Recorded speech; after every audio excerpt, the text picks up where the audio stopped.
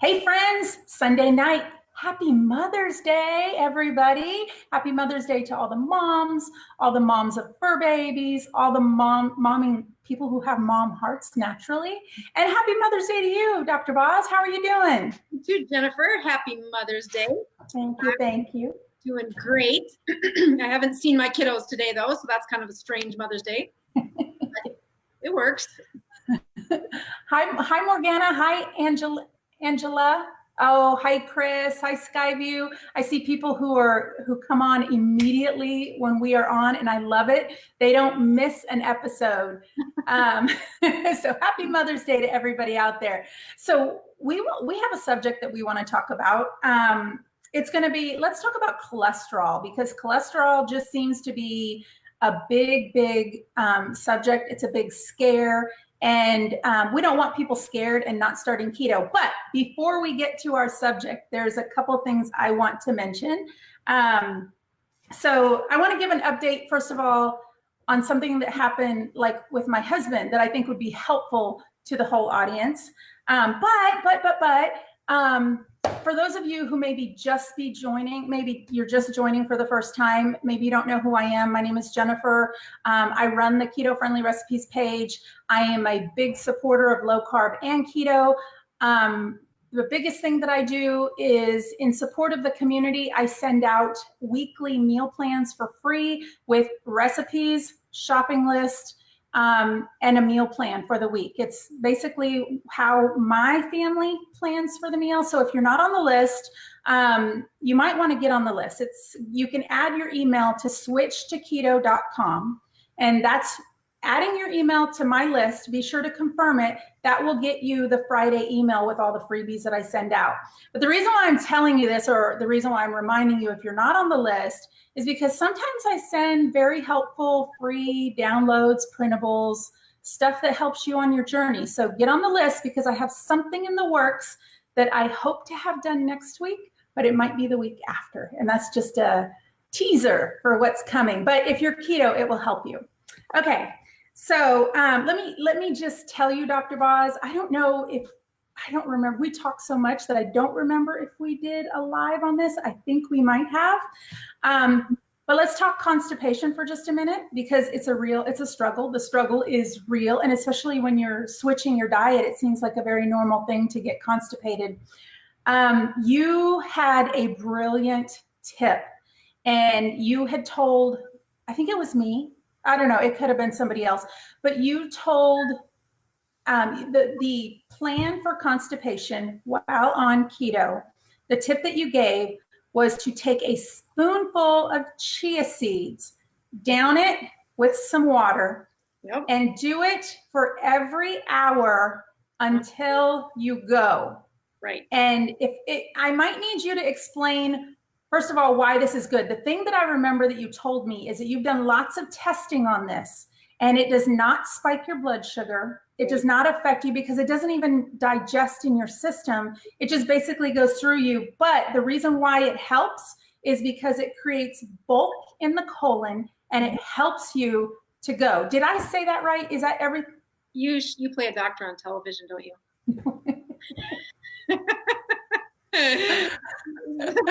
Well, perfect. No, it's exactly the right answer. You look at how can we use medications to help people with constipation. Those strategies are to either whip the muscles to strengthen the colon, or to stretch the muscles. And so a better answer on keto, the reason they're not going when they first go keto, or if they step up their game, is that the bulk of their food is so much less that they're not stretching their colon, which then doesn't have a signal. That their body is so used to that way of eating, it will reprogram. Your body is amazing how well it will respond. But that transition, it can definitely unsettle, to say it not nicely, unsettle people. God forbid if they have if they have diverticulosis. So yes, so my husband has diverticulosis, and the minute I mentioned a seed, he's like, nope, that will not happen. I am not taking a seed. I know that it will cause a flame up. I text Dr. Boz. She's like, Fake news, fake news. So. Right. So if you look at, first of all, pretty much everybody over the age of 45 has some diverticula. Diverticula are little outpouchings that happen when your colon has been under stress and the wall has a weakness. And it's kind of like a tiny baby balloon that kind of puffs out. And once you stretch it out, sometimes it goes and recoils back to its normal look, but sometimes it stays there. So if you collect a lot of those little outpouchings, you can have danger.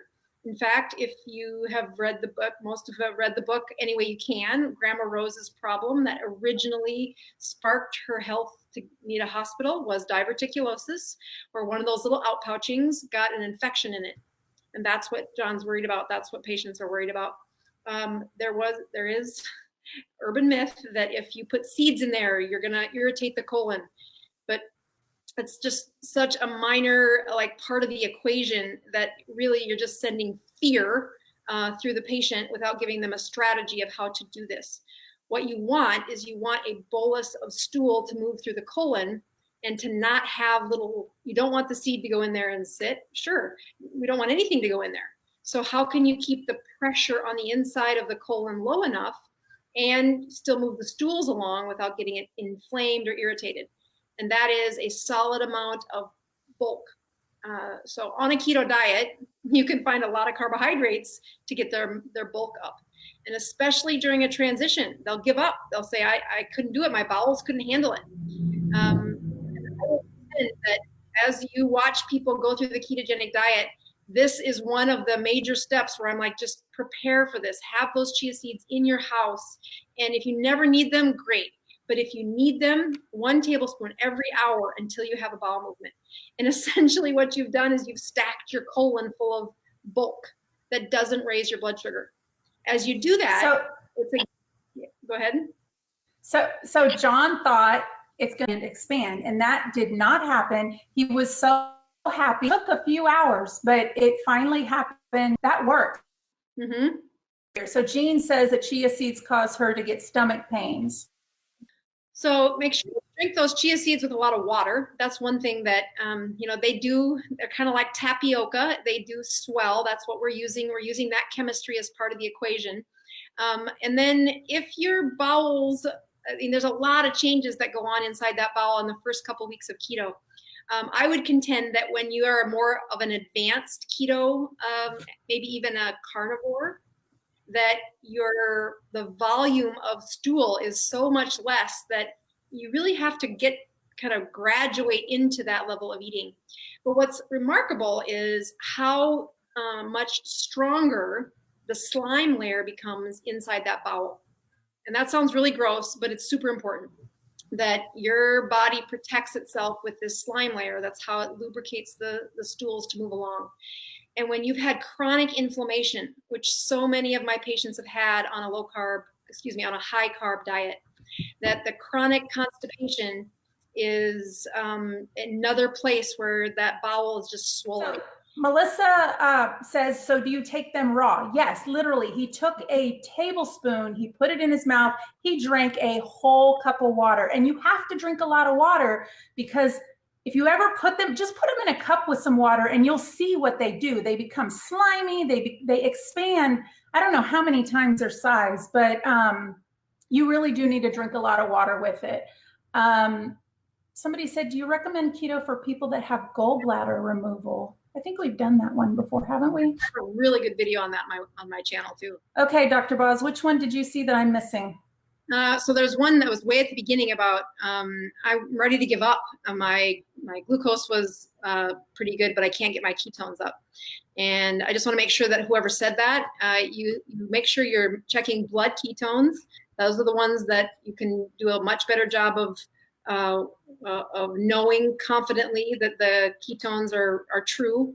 Urine ketones, otherwise known as ketones, are once you become keto adapted, those strips are just not going to show a very high ketone level. So just make sure that you're measuring blood ketones.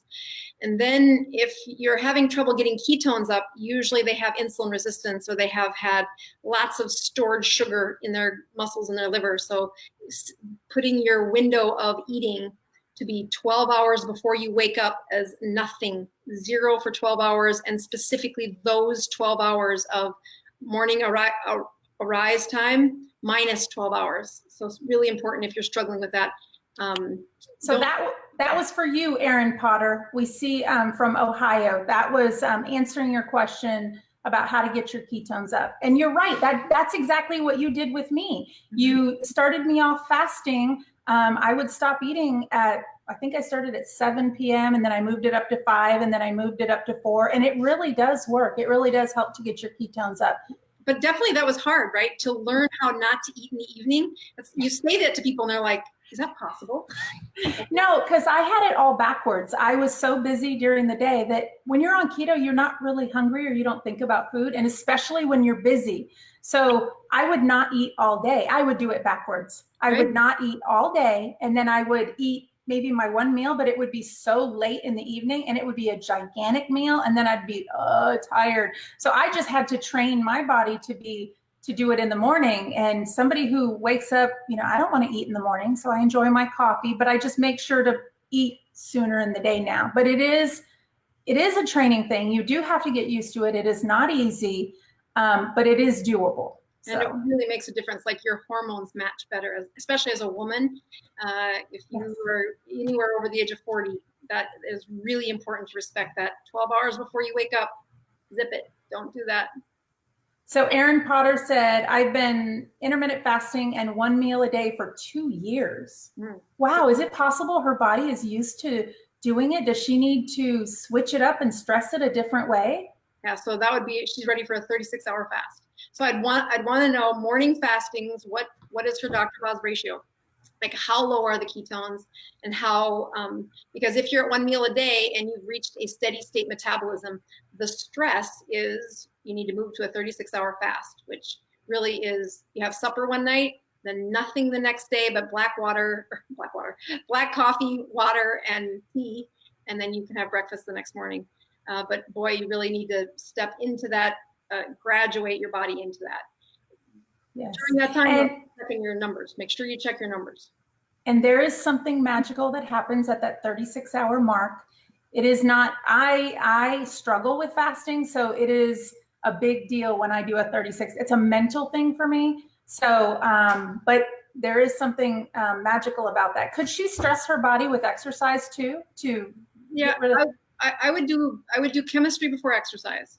If you look at the reward, when people are especially to the part where they say, I want to give up, like, now be careful, don't do that. It is amazing how many things after you've been keto and then you go backwards, you'll be back to keto because you can't believe how many things work better with that lower state of inflammation, and you don't realize it. Now the scale's not moving. So that's the part where you say, if you want the scale to move, we need to shift that chemistry to a higher level of performance.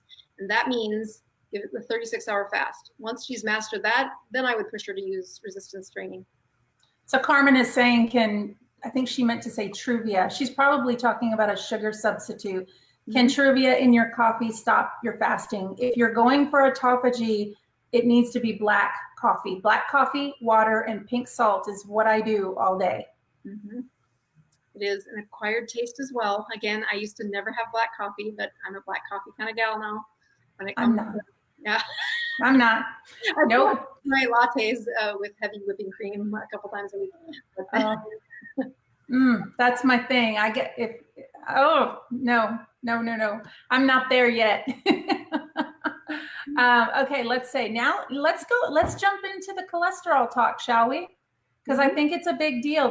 And the reason why I think it's so important to talk about is because, in these groups, I run the group Low Carb Inspirations plus Keto Friendly Recipes on Facebook. There's so much talk, and it seems like the new person coming in, they're always like, oh, my cholesterol went up. And we're thinking, well, yeah, but there is some true science behind why it will come up and really what you should be looking for. And I think you are the best person to answer this because you understand it perfectly.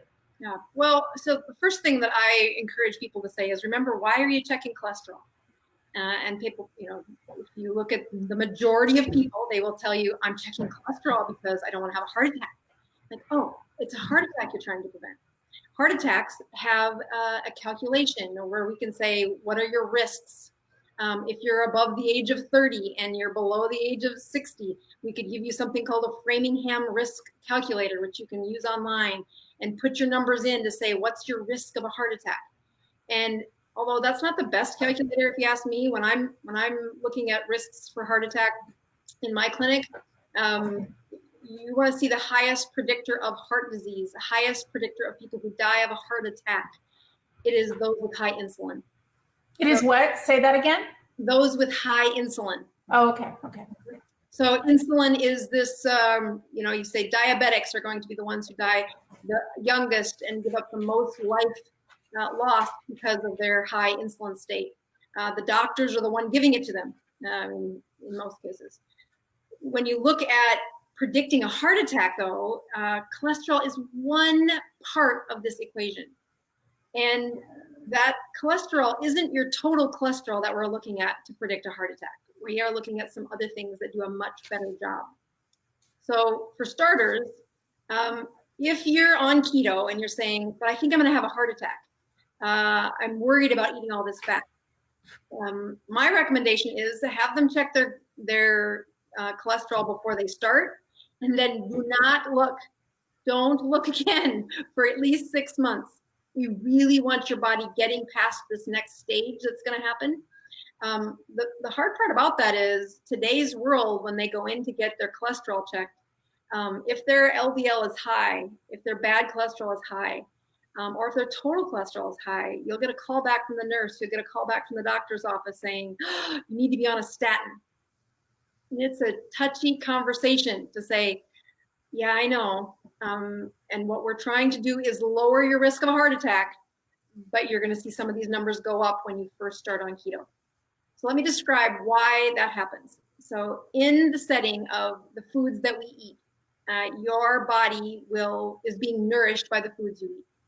When you are on a low fat, high carb, so standard American diet, the amount of turnover for your cholesterol is very low. Cholesterol is actually the carrying protein, the carrying process that takes fat from one location to the next. And so you look at most people's cholesterol, and I wish you could have tags on their cholesterol floating around in their body, because it would tell me how long has it been there. And the dangerous cholesterol to have is the one that's been sitting still inside their blood without a place to go. And that is a very common problem when the fat is low and the carbohydrates are high and the insulin is high. In the switch to a ketogenic diet, you are going to add fat. It's a high fat diet. When you add fat, now your carriers are going to have a job to do. They're going to be much busier. So you're going to see an uptick in the total cholesterol. You're going to see an uptick in the bad cholesterol. And I'm telling you, don't look for 6 months.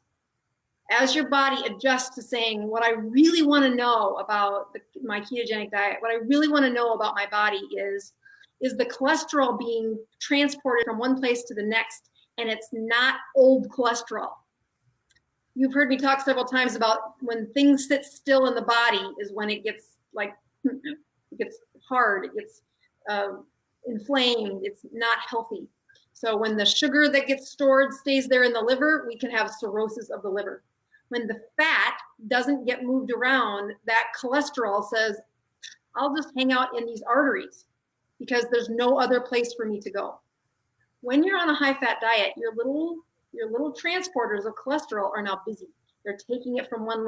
This is why when you're on the ketogenic diet, that hair looks better, the skin looks better, the turnover of cells is happening at a better rate because of the increased fat delivery. Mm-hmm.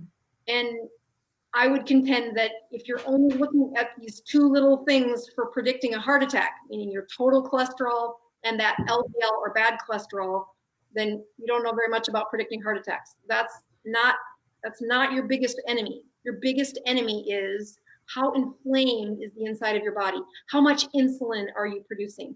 How big is your tummy? How high is the blood pressure?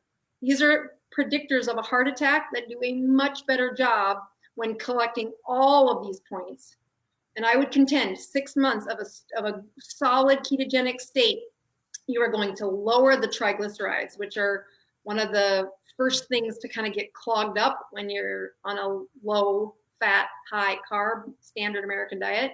So those triglycerides get more and more inflamed. It's a sign of high insulin is when those triglycerides are high. So I have a friend that is not convinced of the keto diet. There is no convincing him. He is, how do I explain him? He's built, he's fit. If you took his waist circumference, it would probably be fine. But his cholesterol is horrible. And he states, I mean, it's like 5 times what it should be.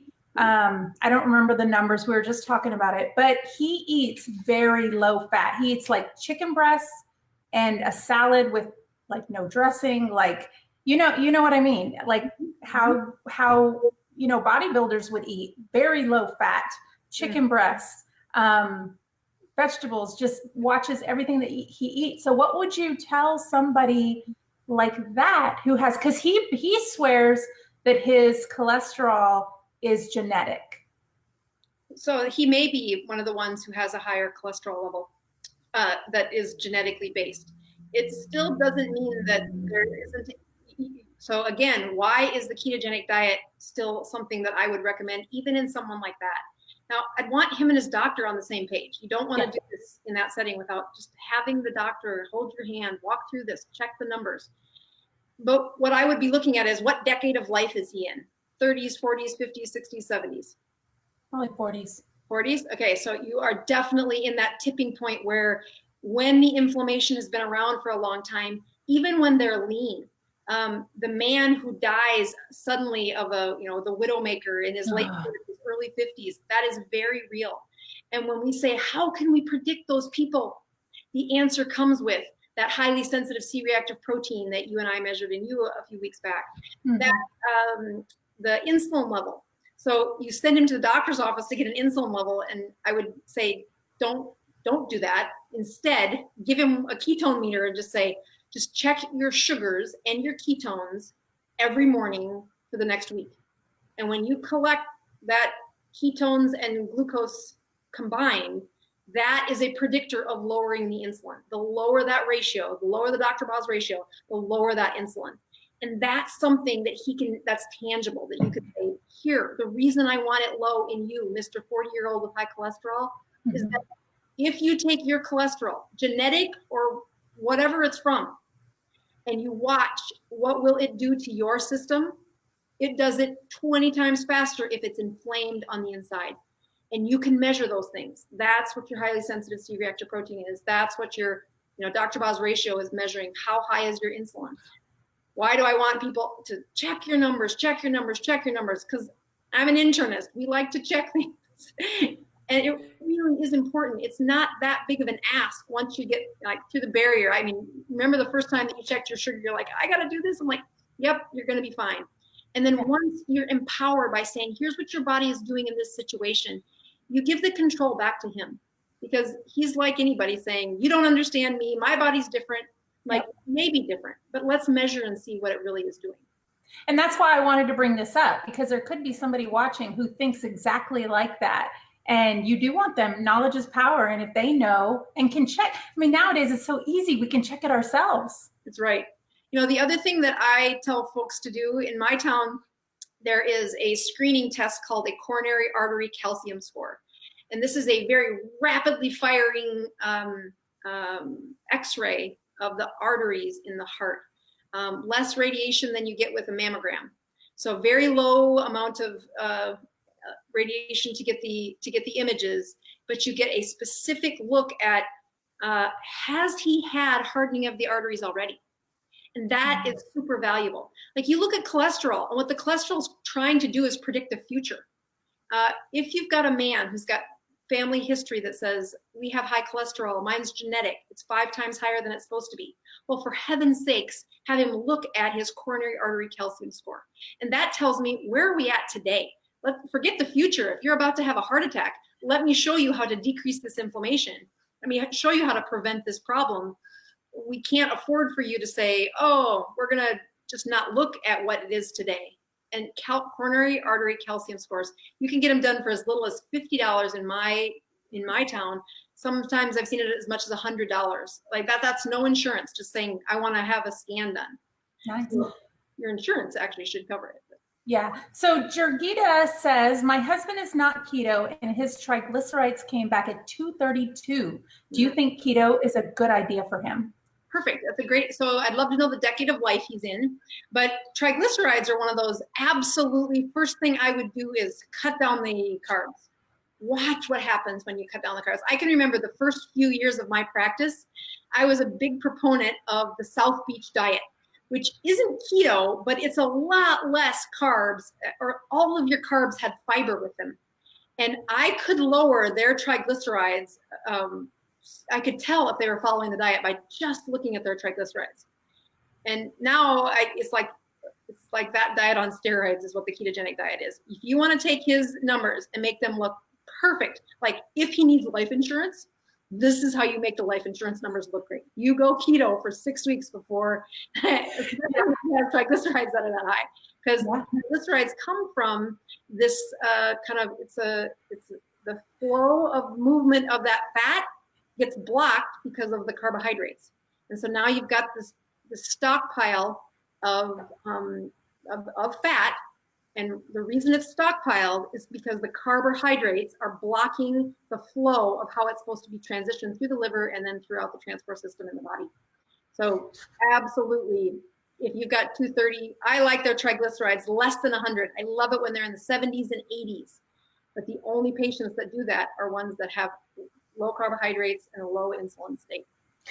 Okay, so Jan says, regarding a non-zero CAC score, what do you do for an existing plaque?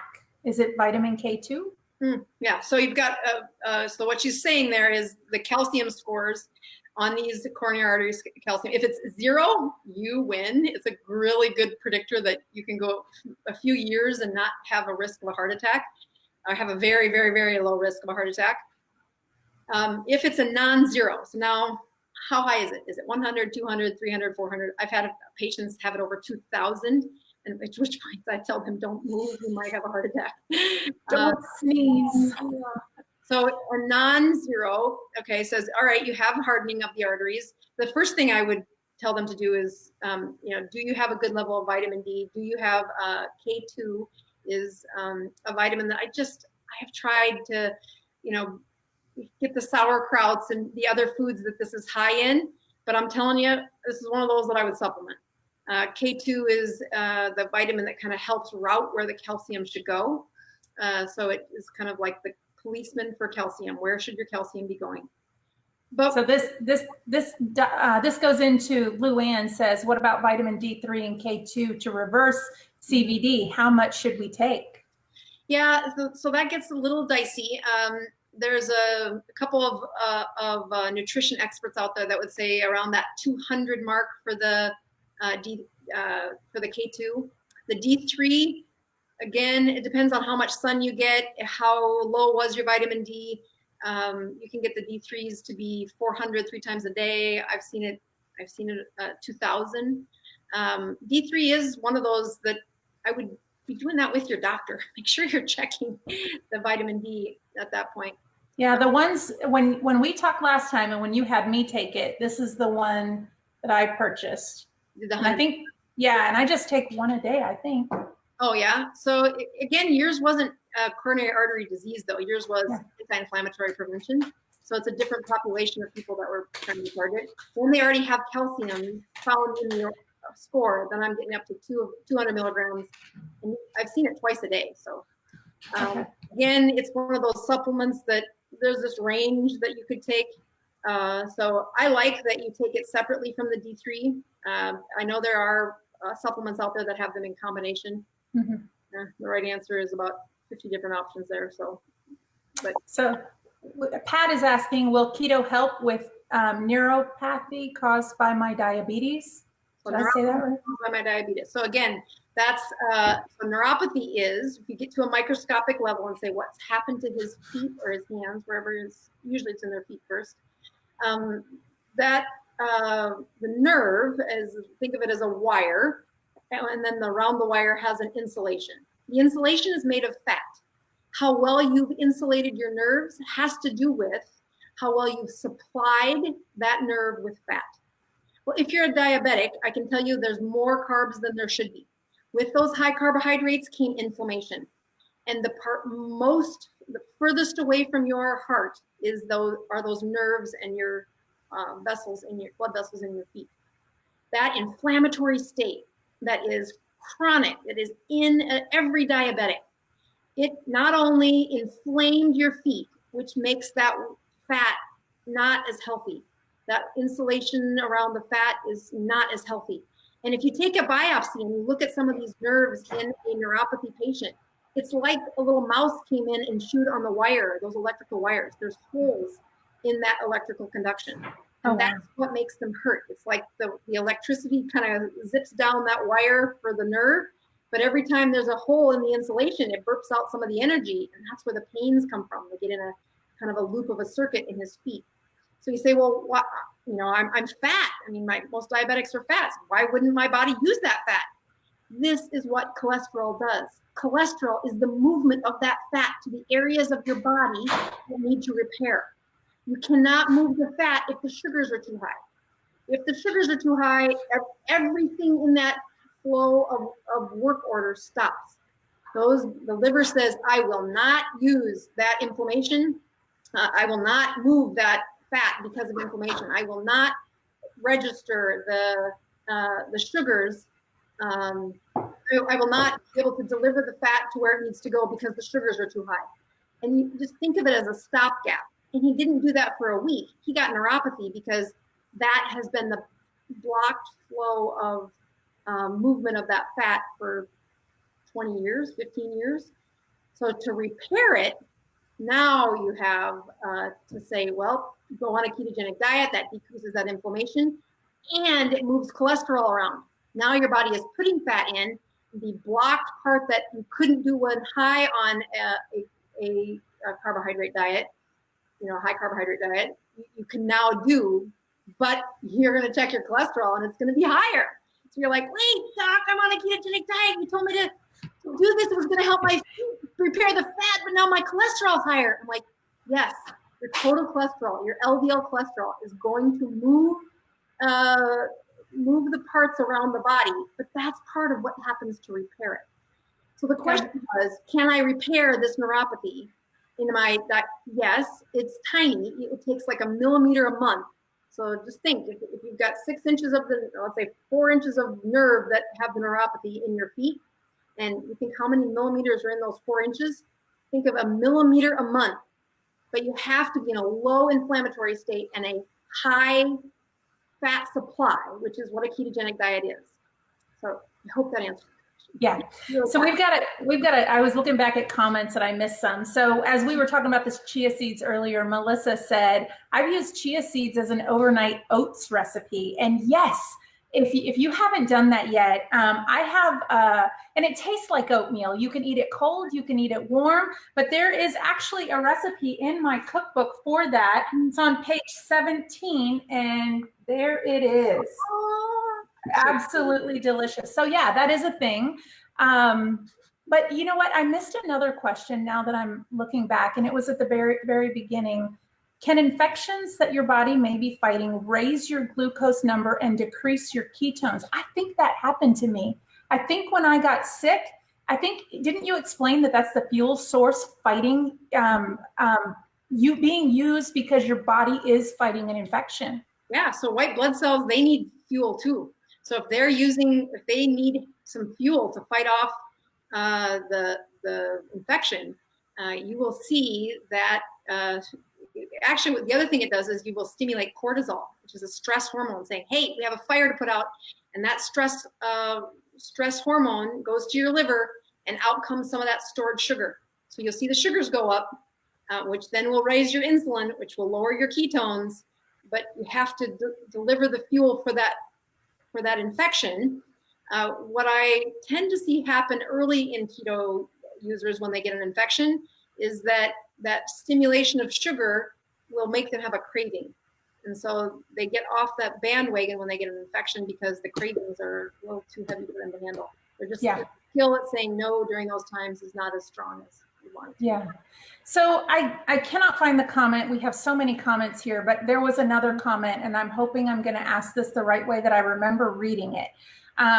They were asking, when you fast and you get into this autophagy state, does that help, since it's repairing cells? Is it something that can help with scar tissue, do you think? Okay, so scar tissue is tissue that doesn't belong there. So let's just take a keloid. You know what that is? Yeah. So you're the kind that gets, when you have a scar, it gets a really big, heavy bump. You say, well, why does that happen? The keloid is an advanced scar. So let's just start with that. The advanced scar came from inflammation when the body was trying to repair it. Okay? Now that tissue is alive. So if you cut down the tip of a scar, so you've got this big keloid, if you put a slice into the scar, it bleeds. It's not like empty tissue. It still has blood vessels. It's still alive. So that scar turns over its cells just like anything else in your body. It's just slower because it's a new piece of your system, new piece of your body.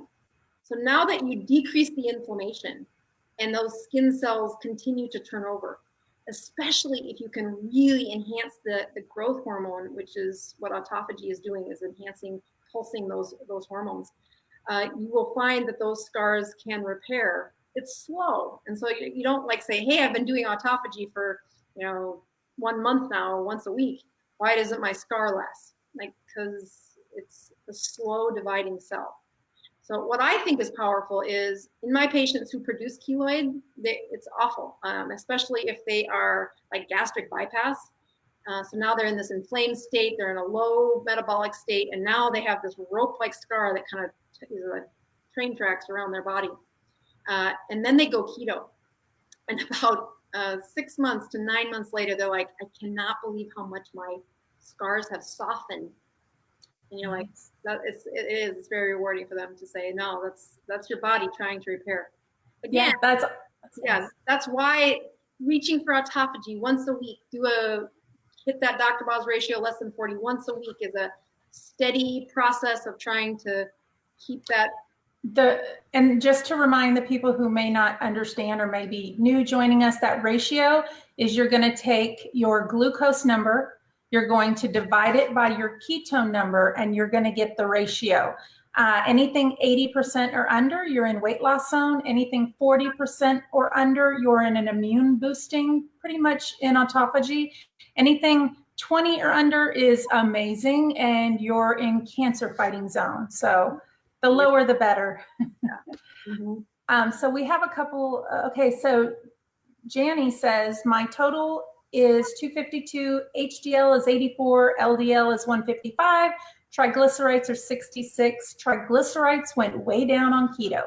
Yep, that's a sign they're being compliant. Yeah, so it's not like an accident. It's because of what flows in the body. And boy, it is so amazing how much better their numbers get. There is not a medicine I can prescribe that will lower your triglycerides the way you can with a ketogenic diet. So you kick the crap out of all pharma industries by following this plan. And the ones that, if you want to have a sneak peek at what your labs are going to look like, check your numbers in the morning. Morning fasting numbers will give you the hint to say, how well is your body repairing overnight? And you'll know if you're going to have a good report because your Dr. Boz ratio has been low, your numbers in the morning have been low, and that means the system is doing what we expect it to do. Definitely. So Skyview says, so I had Rocky Mountain spotted fever ever since I started keto in 8/18. How is this affecting my ketones? I don't even know what that is. Rocky Mountain spotted fever is an infection from a tick. So Rocky Mountain spotted fever, I haven't thought of that in 5 years, but it's a tick-borne illness. So I don't understand the question. She was just wondering if it's affecting her ketones or how it's affecting her ketones. Oh, so if she got the infection, I get what she's saying. Okay, so she has Rocky Mountain spotted fever and she's on keto. Is this affecting my numbers? Yeah, you'll have a heck of that's a terrible, terrible infection to get over. and especially as an adult, it's really a cortisol stimulating infection because it's life-threatening if they don't take care of it. So I'm sure that's what she's doing, is she's taking the medicines to take care of it, but it will impact her Dr. Boz ratio. It will impact her system because your body is putting out a major alarm system saying, hey, we've got an infection hanging out in here, help me. So yeah. But once the infection's gone, your body will recover. So hang in there. If she was my patient, I would be doing something like supplementing the ketones to help her through it. Just say, don't ask your body to do all this while you're struggling with that kind of infection. Just cheat. I mean, not with carbs, cheat with supplement. So, yeah, in other words, you're gonna hack your body. You're gonna feed it with ketones since your cortisol's up, which your ketones are gonna have a hard time. So supplement with those ketones, boost those ketone levels so it will help, is what she's saying. Right. Those supplements are not for everybody, but there are times when, it's really a tough situation. So here you have this patient who's trying to make a good change. It's probably really healthy for her. And then she runs into this unfortunate situation of, bad timing to get Rocky Mountain spotted fever. So keep the momentum by just hacking the system until you get through it. And then your body will do what it's supposed to do. Awesome. So Joanne says, I just read your recipe book. Looks good. Do you minus the fiber or stick to true carbs? I prefer to stick to true carbs in this book. I put the fiber in. You can do the deductions. I think it's better you just know what it is straight across the board. So if you got the book, I know that some people have not redeemed their freebies yet. If you want to redeem your freebies, you need to do that. You can download it go to lowcarbinspirations.com/pre-order, use your receipt, put the receipt number in there, and then you can get those downloads. What a perfect Mother's Day gift, by the way. Yes. Did you plan that? That it was like Mother's Day week? I know we've been counting down to it, but I'm like, that's so perfect. My mom got Mother's Day. Yeah, so I was going to the store today and I ended up lost. I was on a different side of town and I wanted to go to this store that had a certain thing that I needed, and it was only that store. So it was at a side of town that I wasn't used to going to all the time.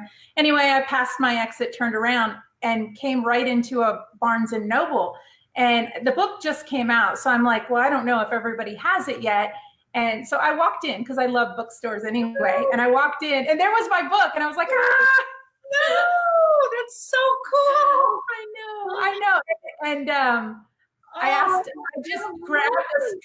I grabbed a guy and I was like, take a picture of me, please. Yes, take a picture. And I was like, and he's like, that's your book? He goes, that's pretty cool. Anyway, the guy there goes, oh wait, you need to sign them all. And then they put stickers on their autographed copies. And then he's like, you need to come back. That is super exciting. My. You know what the best part was? Is that there was a young person there and she came up and she goes, you published a book? And I was like, yeah, I did. And she's like, that is so cool. Like, I think that's her dream. And she just came up and she was like, you did it? Like, you did it? And I was just to see the sparkle in a young person's eyes, to know that you're just a real person, and yes, you can do it. And I bet she's going to do it too. So it was kind of cool. I have goosebumps thinking about that moment. That is so cool. Yeah, it's pretty cool. Pretty cool. Oh, so Violetta said she saw it at Sam's. Yay. Awesome.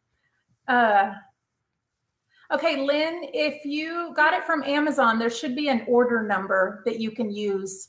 Amazon has an order number and you can redeem it there. No problem at all.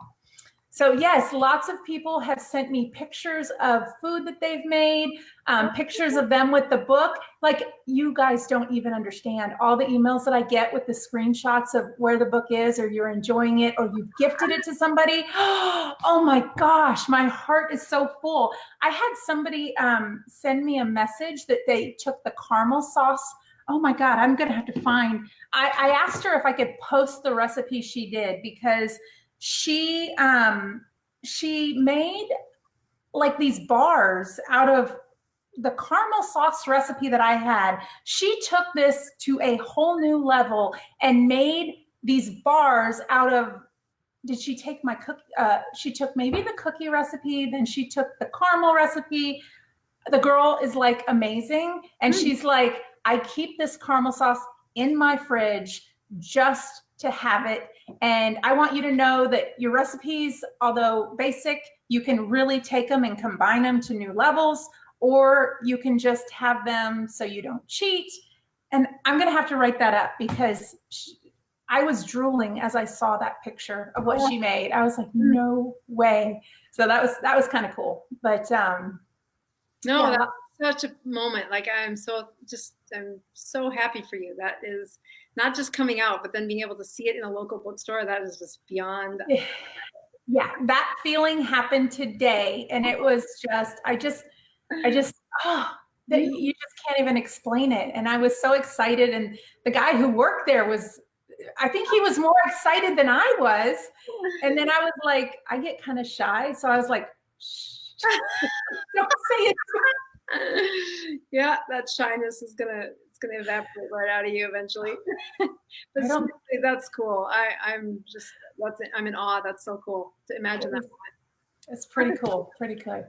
Well, that was such a good conversation on cholesterol, on constipation problems. Like we are definitely solving problems even on Mother's Day. Even on Mother's Day, darn it. So can you give an update on Grandma Rose? Yes. Okay. So there's been a few things on Grandma Rose that today is Mother's Day, and the book that I wrote is about my mom. And at 71 had a moment of giving up. Like I've had chemo, and they want me to have chemo one more time, and I give up. So the book shares the story of how we use the ketogenic diet to help her cancer. Since the book came out, she's had a couple more rounds of chemo. And the chemo isn't perfect, but it sure worked a lot better with her lower sugars and her high ketones. So there was a complication over Christmas time where the chemo was causing some vision problems, like to the point where the doctor was like, if I put a steroid shot inside the eyeball, right, it just sounds awful. Like it's not that uncommon of a procedure, but just that sounds ridiculous. It's got a really bad marketing plan. So we were avoiding that with her, like really stepping up, like posting her numbers, being accountable. Reaching that Dr. Boz ratio of 20 or less is really hard, but that's what a cancer patient should do. But she was solid in the 40s and 30s for several months there. And her eye was getting worse, and we were pretty certain it was from the chemo. So about 6 weeks ago, we stopped all the chemo, and she was just on the ketogenic diet again. And then she was supposed to get a set of numbers done, 1 month being off chemo. So this happened last Friday, not just 2 days ago, but 10 days ago, if you would. And again, she's now a month off of chemo, only on the ketogenic diet, and she's just been posting away, really accountable to the process. And when she got diagnosed, her white count was like 150,000, and then it was up to 180,000, and then it was, and yours is 6,000.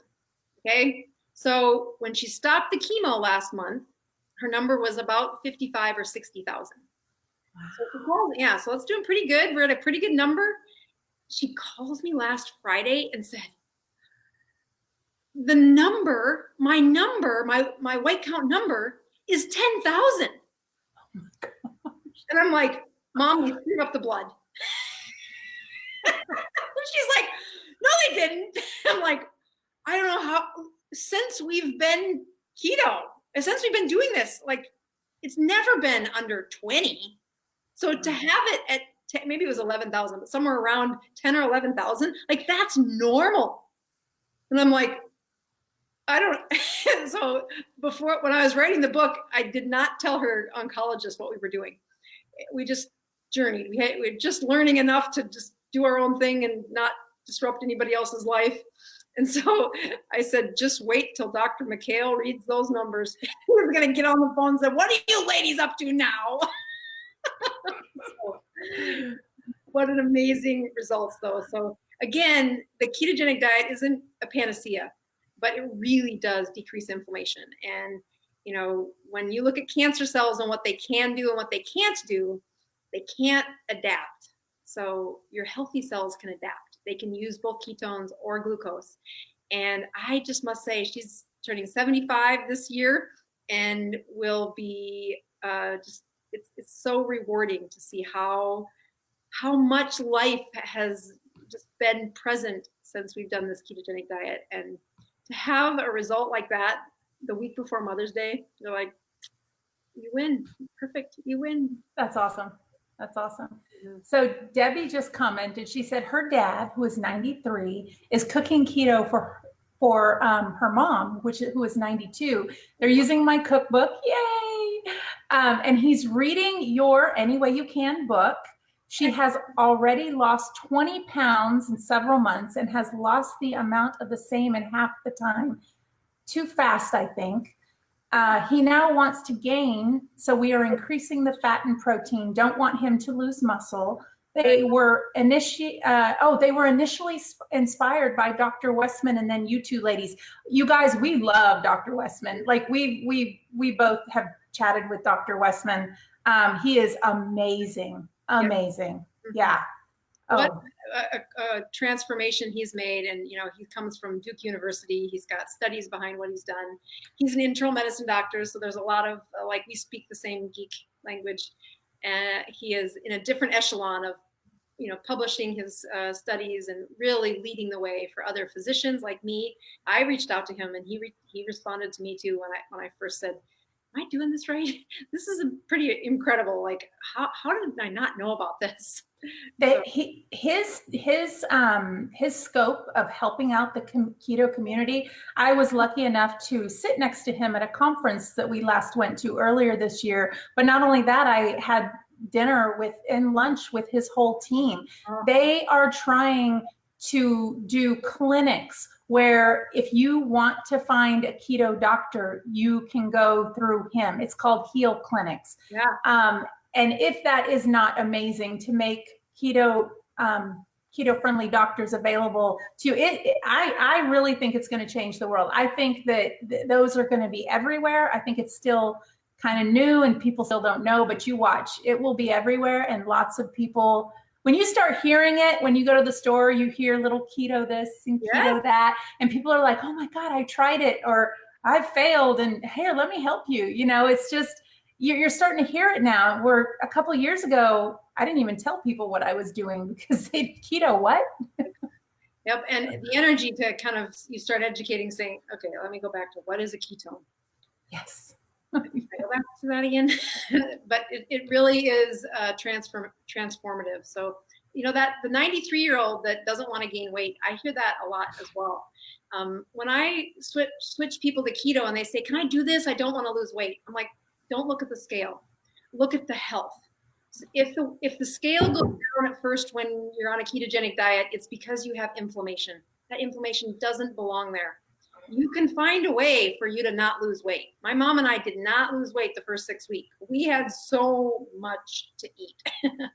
We didn't lose weight. We both felt amazing, but we did not lose weight. And again, the journey of weight loss is because you do really, as your body kind of repairs and that metabolism starts to really get healthy, there are more things than just weight loss that will happen.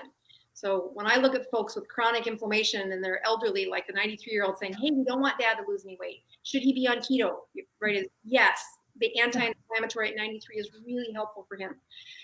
The weight is going to do what it's going to do. Don't focus on that. He'll be fine. We'll figure that out.